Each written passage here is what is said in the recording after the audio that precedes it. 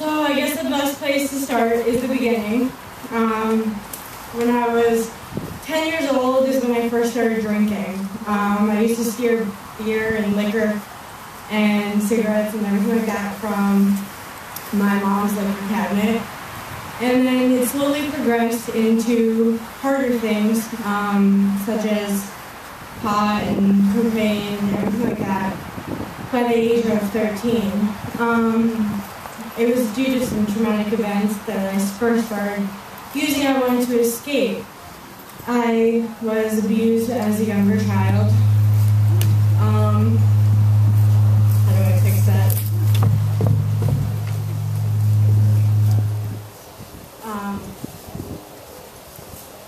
Okay. So I was abused as a child, physically and sexually, and needed to escape my feelings. Eventually, I was sent to live with my aunt and uncle in North Carolina and held as basically a prisoner in their own home. I was stealing things, I was using, even though I was in a different state, I could find it. So they sent me to a treatment facility over the summer, and I came home and just did the same things. I wasn't ready to face what I was doing. And then I was sent to another treatment facility, and it was a lockdown facility. And from there, my insurance would not cover me past a certain amount of time at that facility. So I was sent to another facility in Utah. And I was there for 2 years and 2 months. And my insurance would only cover a year of that. So my family had to fork out $60,000 out of their pocket because my insurance, after me running away from that facility and finding drugs in the middle of nowhere in Utah, thought I was fine and wanted me to come home. And I wasn't honest. I was not working a program of recovery. I was just doing things so I could come home. I didn't like it in treatment, and I wanted to leave. So I came home, and things were great until I started school. I was just putting on a big show. I was not doing what I was supposed to be doing. So when I started school at Mercer, I started drinking and doing drugs and hanging out with the wrong crowd again, except it got worse. As we all know, this is a progressive disease, and I started using harder drugs than what I was before. And I was mixing all sorts of things that I should not have been mixing. And I was basically on a 4-year run. I was stealing from my family, and I just was not doing anything that I should have been doing. I managed to continue to go to school and have a job, but everything else in my life was completely unmanageable and a complete mess. And my family did not know for like 2 years because I put on a good show. Hey, Rebel.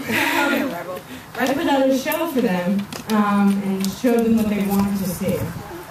But when things started to fall apart and money started going missing and I was always coming home late, and they finally started to figure things out. And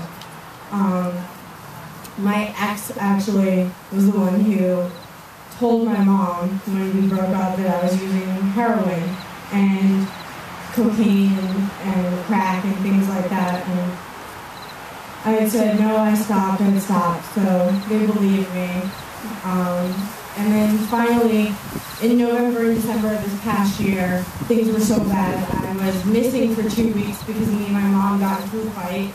And I decided, I'm just tired of this. I'm going to up and leave. I was living in a crack house for 2 weeks and selling myself and doing all sorts of things that I should not have been doing. And I was mixing a lot of different drugs. And when I was finally found, my family finally found me, they had sent me to Carrier Clinic. My insurance would only cover 13 days. It's only enough to get the drugs out of your system. So I had to come home and work the program by myself. And there were so many drugs in my system that the doctors wanted to know how I was still alive. And the only answer I can come up with these days is that I have a different purpose and my higher power was looking out for me. And I'm really blessed to be standing here today, but I didn't understand that when I first came home. So we're trying to work a program, but didn't understand what needs to be done. Like, I didn't have a sponsor, wasn't working steps. And, like, I started drinking again, thinking, oh, alcohol is not a drug, but it is. Like, it really honestly is. And it will take you right back to the places that you don't want to be. And I ended up messing up to the point where I was inebriated in a public place and had to call redneck of all people.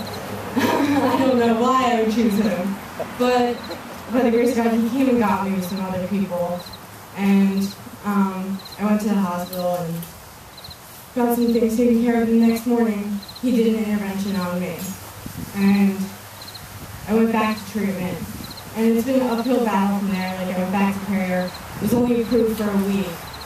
So insurance and treatment, it's hard to get. But this is why, like, funds are so important. Like, insurance, things need to be changed as far as that. But in the meantime, like, City of Angels is a great thing right now, trying to help people and fund people that can't get it. Because I know I couldn't get it as long as I needed to. But I was blessed to come home and still have them in my life and be able to work a program. So now I'm working a program. I have 84 days today. And, it's by the grace of God. Like, it's truly a we program. Like, I didn't do this alone. I did this with the help of City of Angels, NA, and all my network. Like, I did not do it alone, and my higher power has been a great influence. Like, there's been so many struggles I faced in these last 84 days, but I know that if I ever pick up the phone, somebody's going to be there, and they'll show up. And it's been a miracle. And I'm working the steps now, and it's so hard, but it's well worth it. Like, today, I wouldn't give this up. I don't want to give this up.